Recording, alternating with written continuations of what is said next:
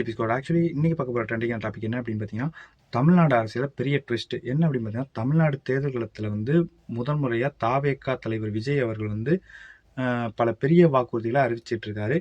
திருப்பூரில் நடந்த பிரச்சாரத்தில் காவலர்கள், விவசாயிகள் மற்றும் நெசவாளர்கள் 3 பேருக்கும் முக்கியமான பல நல்ல திட்டங்களை சொல்லியிருக்காரு. முதல்ல காவலருக்கு பார்த்துருவோம். காவலருக்கு என்ன சொல்லியிருக்காருன்னா, மாத சம்பளம் 25,000 மினிமம் உயர்த்தப்படும் அப்படின்னு சொல்லியிருக்காரு. மேலும் வேலை நேரம் ஒழுங்குபடுத்தப்படுமா, அது மட்டும் இல்லாமல் மருத்துவ வசதி கூட மேம்படுத்தப்படும் சொல்லியிருக்காரு.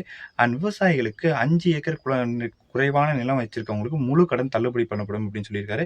அண்ட் அது மட்டும் இல்லாமல் கிட்டத்தட்ட ஒரு அதுக்கு மேலே வச்சிருக்கவங்களுக்கு 50% பண்ணப்படும் அப்படின்னு சொல்லியிருக்காரு. அதோட குடும்பத்துக்கு ஆண்டு 10,000 உதவி பயிர் காப்பு தொகை வழங்கப்படும் சொல்லியிருக்காரு உறுதியா.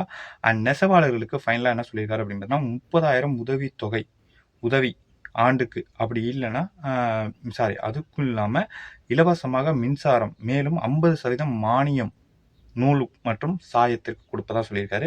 அண்ட் அதோட அவர்களோட பொருட்களை வெளிநாட்டு சந்தைகளில் விற்க காமர்ஸ் அரசு தரப்பத்தில் உருவாக்கப்படும் அப்படின்னு சொல்லியிருக்காரு. அண்ட் இது மட்டும் இல்லாமல் பழைய ஓய்வூதிய திட்டமும் மீண்டும் கொண்டு வரப்படும் என குறிப்பிட்டு சொல்லியிருக்காரு. ஓகேங்களா?